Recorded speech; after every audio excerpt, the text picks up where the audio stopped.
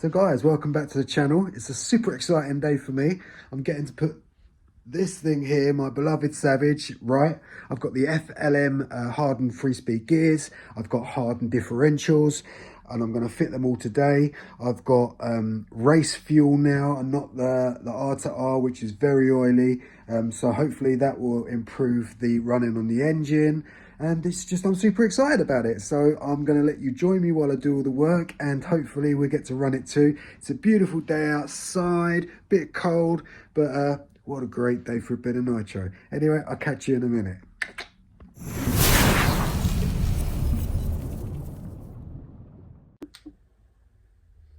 Okay guys, so here we go.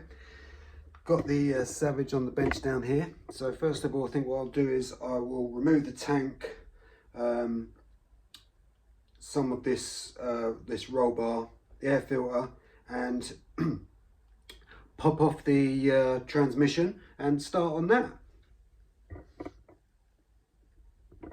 So I've been through all this before on other videos. It's pretty straightforward doing work on this transmission. It just comes off very easily, so it's nothing to really worry about too much. I've been looking forward to this for so long. Like when I bought this truck, I just so wanted it to be great, and now I've got the opportunity to make it like that, so it's a good day for me. And how's all your days been? What have you been up to, guys? Let me know in the comments. Did all of my American friends have a good Thanksgiving? I hope so.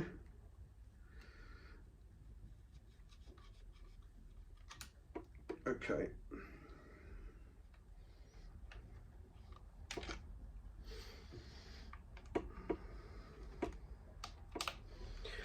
That's it. I can just slip that out now. Now we need the 2mm, I believe. This one. We'll pop that air filter off. And we'll disconnect this fuel tank. Okay,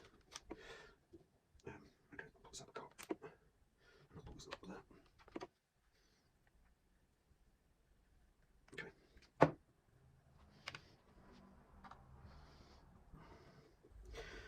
Yeah. So anyway, I had a lot of problems getting all these bits together for one reason or another. I'm sure you're all aware of that. So I'm truly happy to have them all now.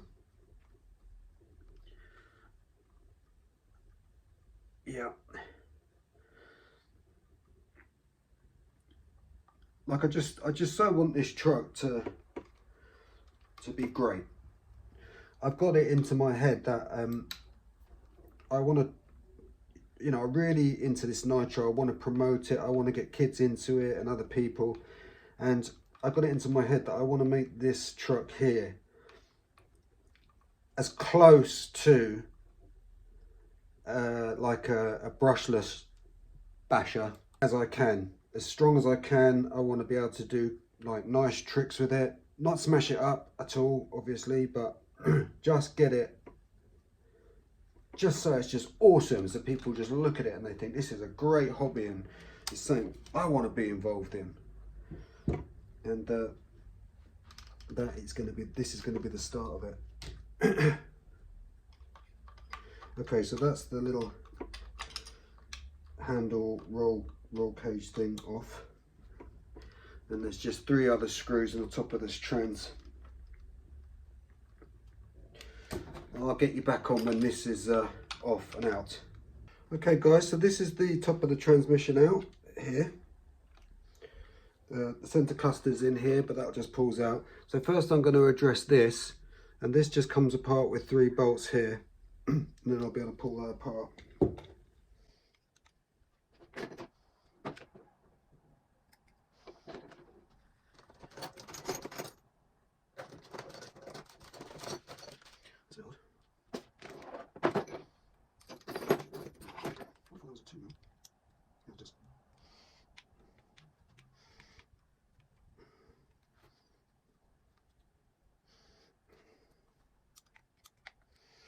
Okay.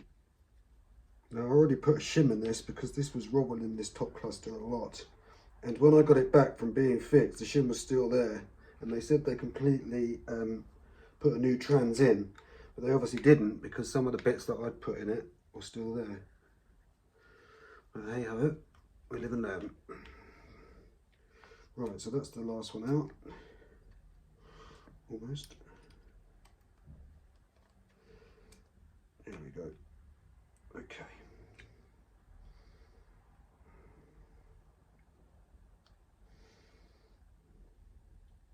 So that C-clip needs to come off, and then that should all just pull apart. Okay, I'll get you back on in a sec, guys. So I've put 2 of the gears on there. It has these 4 little pins that go through both the gears. You just have to take them out of the old ones and just push them back into the new FLM ones. And so this is now the last one to go on.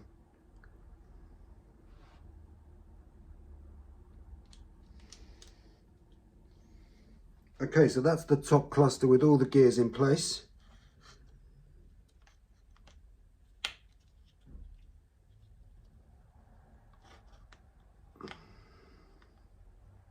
So I'll now reassemble the rest of it.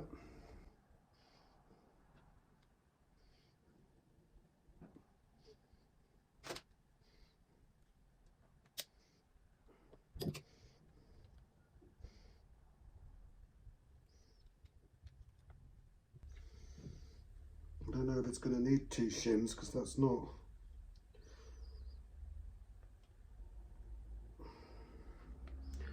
There was 2 shims on here. I'm going to take, oh, there's one now and there's one on the bearing. I'm going to take one of them off for a second.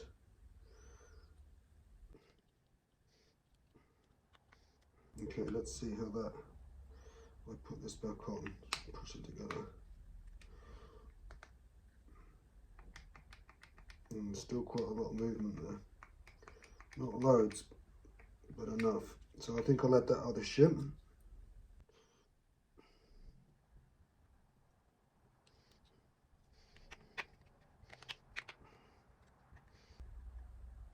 Okay, there's a lot less movement in there now. It's spinning quite nicely. Yeah, happy with that. So we'll bolt that back up, that part.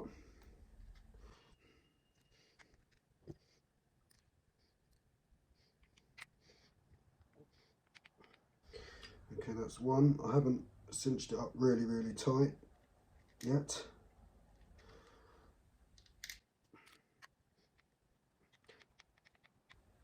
Okay, and the last one, and that'll be the top cluster sorted.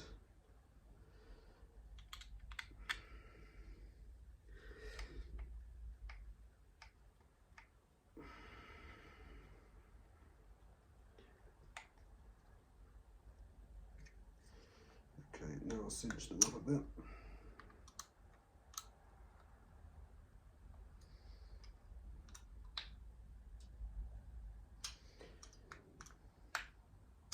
Okay, there's no movement there now really, and it's spinning freely, so I'm very happy with that. So that's that bit. Now we just take this cluster out here.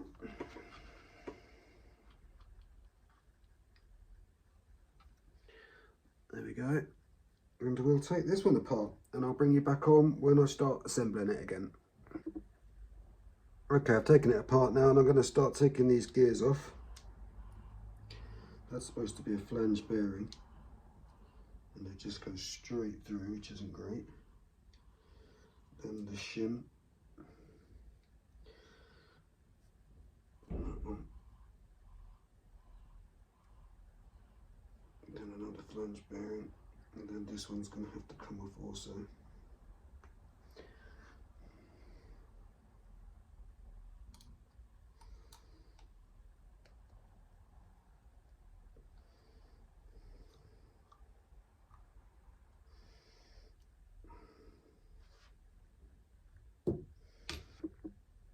Okay, so I've taken the one-way bearing piece off the gearing cluster there, the last gear that's on the cluster. This is the new one, so that's going to sit on top of here and just tighten it all down, and there's the one-way bearing. So I'll do that and I'll get back to you. Okay, so that's the gear with the one-way bearing back together. I have put Loctite in all of these screws. They look like they have them on them. It's important. There's a lot of movement there, a lot of vibration. So that's that. Now it's just to reassemble this cluster. So I shall do that using Loctite the whole way, and I'll get you back on when that's done. Okay guys, so that's the middle cluster now. All the gears are in, they're free, they're running free. There's not as much play in them, and obviously they're a lot stronger as well.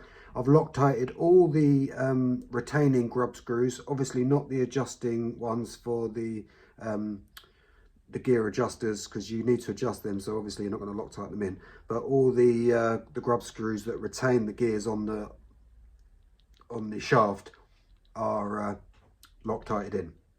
So I'm going to put this back in here and put the top on, and then we'll start tackling the diffs.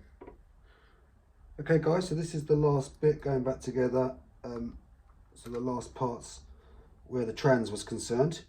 So this is just the handle bit going back on, but it also holds the screws into the case of the trans, so it is integral to the trans itself being stable. As I said before, you've got to try and make sure you don't over tighten these. You need to make them tight enough but not over tight, because what happens is this part of the screw bites so hard into the plastic, and it sort of gets submerged halfway into the diameter of the plastic, and then it'll spin but it won't come out of the plastic, and it's a nightmare. It's pretty difficult to explain, but it basically bites into the plastic and then it sort of gets stuck. So when you're undoing it, it won't release because it's stuck inside the plastic and just spinning. So do them up firmly, but not over tight where it's biting into the plastic, is my advice. Okay, so that's it as far as the trans is concerned.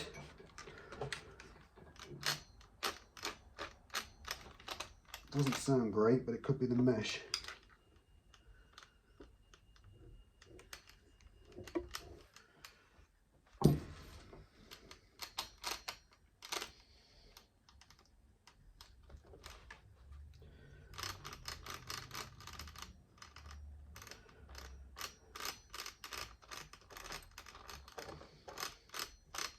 Doesn't sound nice at all.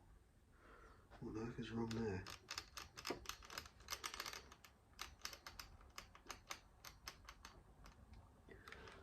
I'm hoping that's just the mesh and nothing else.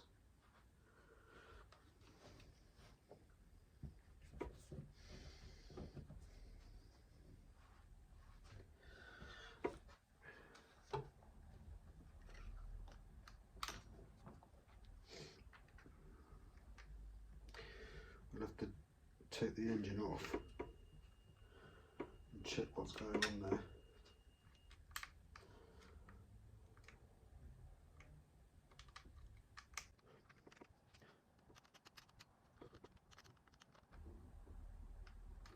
We're definitely going to have to take that, check that mesh. Really, it shouldn't have changed. So what I'm doing is I'm loosening the engine mount so I can disengage the clutch bell from the spur, and that way I can see if it's the mesh or if it's the gearbox itself. Not properly. Let's see if we can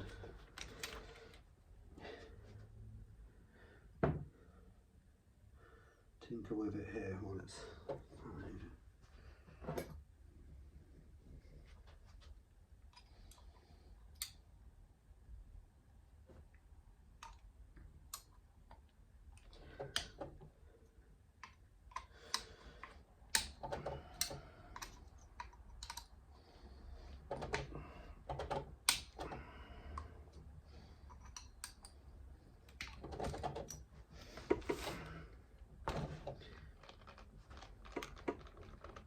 No, it's definitely inside. Something not right in there, so we'll have to take that off apart again. So that was really odd. When I put it all back together, and it's doing it again now. Yeah, so anyway, when I put it all back together, it was not meshing properly inside the gear, the trans. Maybe it wasn't quite in line the top and the bottom, but it was quite worrying, but it's stopped now. And if I just pull the engine out of the way,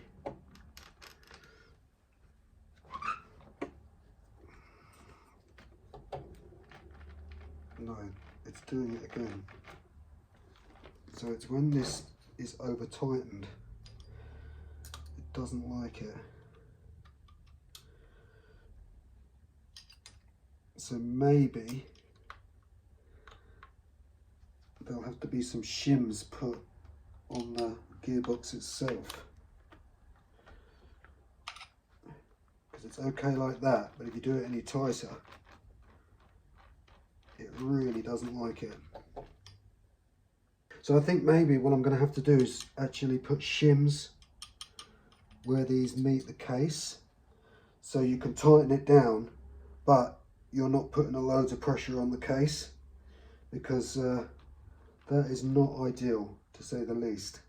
We have a problem here, and the problem is that if you try and tighten this case down now, the trans case, the top of it, if you tighten it down like you're supposed to, it's obviously for some reason putting too much pressure, and it's causing this, the spur gear and the gears inside, to not move freely. So the downward pressure of the top of the case, it's obviously obstructing something, and it won't then turn smoothly, and it sounds awful. So what I've got here are some little washers, very tiny small washers, and I'm actually going to try and shim the screw holes of the case itself, just to raise it up so I can tighten it down hard, tight enough so it's secure, but it will relieve the pressure off of the gearing inside. Okay guys, so this is what I've come up with. I've put 2 little shims on each corner here. I'm hoping that's going to give me just enough. Okay guys, so that was a bit unexpected. Having installed those gears, when I then went to tighten the top of the trans down, it put too much pressure on the trans gears, and they just got squashed or whatever inside, and this spur would not spin nicely like it is now. But what I did was I shimmed all 3 corners like I showed you. The hardest thing was making the shims balance on the holes where the top of the trans is going to go and the screws go through. To get them to balance there and then get the screws through was a challenge, to say the least. But it's all in now, it's tightened all up. This is spinning beautifully, so I couldn't be happier. That is the FLM gears, hardened gears in.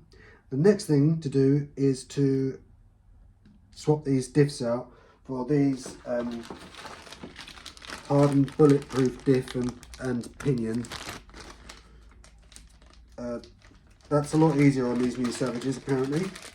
So these are the hardened diffs, and this is the little pinion gear you get with it as well there.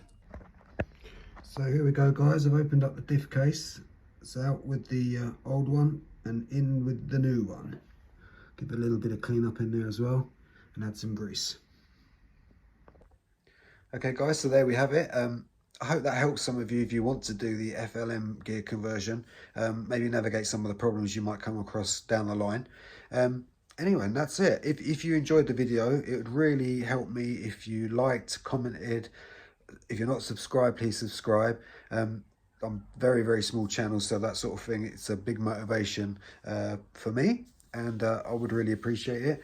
Thanks for all the help from everyone. Crazy Dad Nitro, JP's RC, Chino, A2RC, the Bug 404, and just everyone, Traxxas Man 420, and everyone. Thanks very much. I really appreciate all your help. And I will see you soon on the next one. Look after yourselves.